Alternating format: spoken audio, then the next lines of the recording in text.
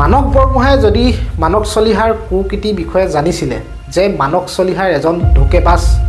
প্ৰবঞ্চক ভুৱা এজন দালাল বুলি যদি মানস বৰগোহাঁয়ে সেই মানস চলিহাৰ কুকীৰ্তিৰ বিষয়ে যদি সম্পূৰ্ণভাৱে জানিছিলে যেহেতু লগতে আছিলোঁ বুলি তেওঁ ভাষ্য আগবঢ়াইছিলে এটা সময়ত একেলগে গতিকে জানি বুজি কি কাৰণে সেই মানস বৰগোহাঁয়ে আলফাত চংচা কৰিবলৈ মানস চলিহাই পঠিয়ালে বুলিয়ে কি কাৰণে আগবাঢ়ি গৈছিলে এইটো এটা ডাঙৰ প্ৰশ্ন মানস বৰগোহাঁই কি কাৰণে আগবাঢ়ি গৈছিলে মানস চলিহাৰ কথামতে আলফাত গৈ চোৱাংচোৱা কৰিবৰ বাবে আজি মানস বৰগোহাঁয়ে যিটো ভিডিঅ' প্ৰেৰণ কৰিছে সেই ভিডিঅ'টোত কিন্তু বহুতখিনি কথাই মানস বৰগোহাঁয়ে উল্লেখ কৰিছে ছোৱালীক ব্লেকমেইলিঙৰ পৰা আৰম্ভ কৰি চুপাৰী চিণ্ডিকেটৰ পৰা আকৌ মানস চলিহাৰ যি বিলাতী চিগাৰেটৰ বেপাৰ মেৰাপানীত যি বেপাৰ গঢ়ি উঠিছে সেই বিষয়ে যি ধৰণে তেওঁ ভাষ্য আগবঢ়াইছে গতিকে সমস্ত বিষয়ে সমস্ত কথাবিলাক মানস চলিহাৰ বিষয়ে জানি বুজি কি কাৰণে এই মানস বৰগোহাঁই নামৰ এই যুৱকজনে কিন্তু এটা ডাঙৰ ভুল কৰিলে আৰু এতিয়া যেতিয়া ধৰা পৰিলে মানস বৰগোহাঁই যেতিয়া ধৰা পৰিলে চোৱাংচোৱা কৰিবলৈ যাওঁতে এতিয়া কিন্তু সকলোখিনি কথা এটাৰ পিছত এটাকে তেওঁ কথাখিনিক সঁচা ক'বলৈ এতিয়া বাধ্য হৈছে তেওঁ যে এটা সময়ত মানস চলিহাৰ পৰিচালনাত পৰি মানস চলিহাৰ লগ লাগি কি আচলতে চিণ্ডিকেটৰ কামখিনি কৰিছিলে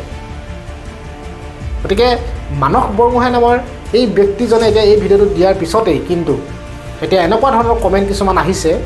যে মানস বৰগোহাঁয়ে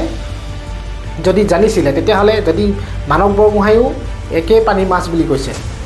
ৰাইজৰ মন্তব্য একেই পানী মাছ মানস বৰগোহাঁয়ে এতিয়া ধৰা পৰা ভয়ত এইখিনি এতিয়া সঁচা ক'বলৈ বাধ্য হৈছে গতিকে মানস চলিহাৰ যদি জানিছিলেই মানস চলিহাৰ কথাৰ বিষয়ে কুকীৰ্তিৰ বিষয়ে মানস চলিহাৰ যে কেনেকুৱা ধৰণৰ এটা প্ৰকৃতিৰ মানুহ এজন যে ভুৱা দালাল যদি জানিছিলে তেতিয়াহ'লে কি কাৰণে আহিছিলে চোৱাংচোৱা কৰিবৰ বাবে গতিকে মই কোৱা কথা নহয় এইবিলাক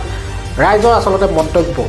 গতিকে আজি ভিডিঅ'টোত মানস বৰগোহাঁয়েনো আচলতে কিখিনি কথা কৈছিলে সেই কথাখিনি আপোনালোকে হয়তো ইতিমধ্যে বহুতেই চাবলৈ পাইছে ভিডিঅ'ত গতিকে মই অলপ দিয়া ভিডিঅ'টো দেৰি হ'ল কিন্তু ভিডিঅ'টো আপোনালোকে এবাৰ শুনকচোন আচলতে মানস বৰগোহাঁয়ে যি ভাষ্য আগবঢ়াইছিলে আপোনালোকে যদি শুনে সঁচাকৈ আপোনালোকেও ভাল ধৰণে যদি শুনে আপোনালোকেও আচৰিত হ'ব গতিকে ভিডিঅ'টো চাওক আৰু নতুনকৈ অহাসকলে মোৰ চেনেলটো লাইক আৰু চেনেলটো ছাবস্ক্ৰাইব এটা কৰিবলৈ খালি যেতিয়া স্পেচিয়েল ব্ৰাঞ্চৰ আণ্ডাৰ কভাৰ হিচাপে কাম কৰি আছিলোঁ সেই মুহূৰ্তত কৰা কেইটামান কামৰ তথ্য আপোনালোকক দিবলৈ ওলাইছোঁ কেইটামান কামৰ বিষয়ে ক'বলৈ গ'লে প্ৰথমে ক'ব লাগিব ছোৱালীৰ কথা কেনেধৰণে মানস চলিহাই বেলেগক ব্লেকমেইলিং কৰে ছোৱালীক ব্যৱহাৰ কৰি মানস চলিহাই বিশেষকৈ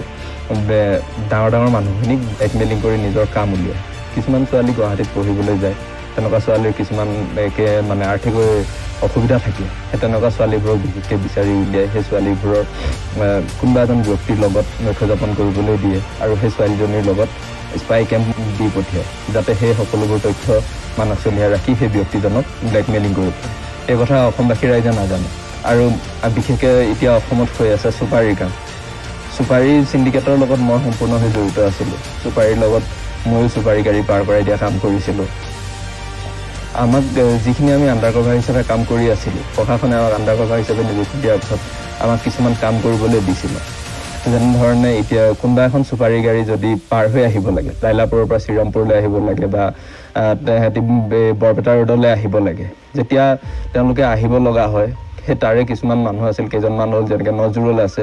দিলদা আছে আমাৰ লগত যোগাযোগ কৰি তেওঁলোকে কিছুমান কাম কৰে তেওঁলোকে আমাক সেই সমূহ তথ্যখিনি দিয়ে যে এনেকৈ গাড়ী এখন আহিব সেই গাড়ীখন পাৰ কৰাই দিব লাগে তেতিয়া আমি সেই কথাখিনি মানস চলিহাই কওঁ মানস চলিহাই পাৰ্থসাৰথী মহন্তৰ লগত কথা পাতি কোনটো ৰাস্তাই দি আহিব ডিমা হাছাই দি আহিব নে কোনফালে দি আহিব সেই ৰাস্তাটো নিৰ্ধাৰণ কৰে আৰু তাত দৰ দাম ঠিক কৰে যেনেকৈ ধৰি লওক কেতিয়াবা ছিজন ৱাইজত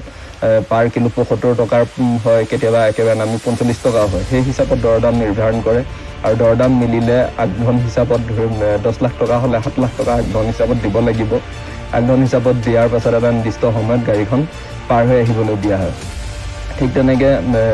বহুতো গাড়ীৰ ক্ষেত্ৰত তেনেকৈ হয় আৰু কিছুমান গাড়ী যে আপোনালোকে দেখে পাৰ্থসাৰথী মহন্তই ধৰে বা প্ৰশাসনে ধৰে সেই গাড়ীবোৰ ধৰাৰ ক্ষেত্ৰত এনেকুৱা হয় যেতিয়া প্ৰশাসনৰ লগত তেওঁলোকে কথা পাতে আমাৰ লগত কথা পাতে দৰ দাম নিমিলে তেতিয়া কি হয় সেই গাড়ীখনক ধৰোৱা হয় বা কিছুমান গাড়ীয়ে কি হয় ৱেটটো কমকৈ কয় আৰু বস্তুটো বেছিকৈ আনে তেনেকুৱা গাড়ীখিনিক ধৰি দিয়ে আৰু তেনেকুৱা ক্ষেত্ৰত আপোনাৰ ইউৰিয়া আহে ইউৰিয়া অসমলৈ যেতিয়া আহে ইউৰিয়া অহাৰ ক্ষেত্ৰতো তেনেকুৱা ধৰণৰ ইউৰিয়াত নিষেধাজ্ঞা থকা মুহূৰ্ততো ইউৰিয়া অসমলৈ আহি আছে ইউৰিয়া অহাৰ ক্ষেত্ৰতো একে মানস চলিহা পাৰ্থসাৰথী মহন্তৰ লগত সকলো যোগাযোগ কৰি তেওঁলোকে আনে আৰু ইয়াৰ পৰা যি FCI চাউল হয় FCI চাউল বাহিৰলৈ পঠিওৱাৰ ক্ষেত্ৰত কোন মুহূৰ্তত পঠিয়াব কেনেকৈ যাব এই ক্ষেত্ৰতো নজৰুল আৰু পাৰ্থসাৰথী মহন্ত আৰু মানস চলিহাত বিশেষভাৱে জড়িত আছে তেওঁলোকে কোন ৰাস্তাৰে যাব কেনেকৈ যাব কোনফালে যাব কাৰ ওচৰলৈ যাব সকলোখিনি তেওঁলোকে নিৰ্ধাৰণ কৰে ঠিক তেনেকৈ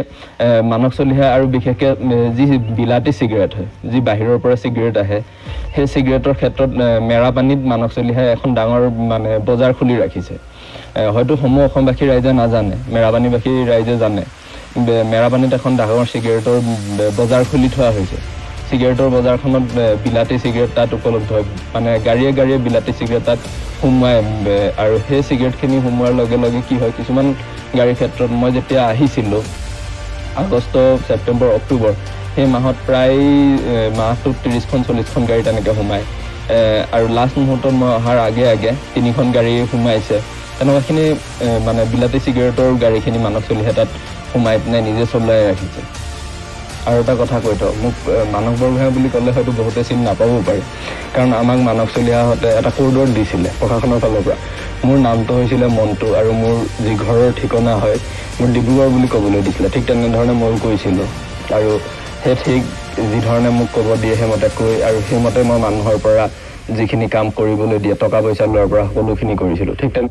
প্ৰণদীপ গগৈক পঠাইছিলে প্ৰণদীপ আমাৰ গোলাঘাটৰ ল'ৰা হয় আৰু ধৈৰ্য শিৱসাগৰ তেওঁলোককো এনেকৈ নাম দিয়া হৈছে সকলোখিনি মানে এটা নাম দি পিনে তেওঁলোকক চিনাকি কৰাইছিলে প্ৰণদীপ বিশেষকৈ মানস চলিহাৰ একেবাৰে খাছ মানুহ মানস চলিহাৰ লগত বিশেষকৈ থাকে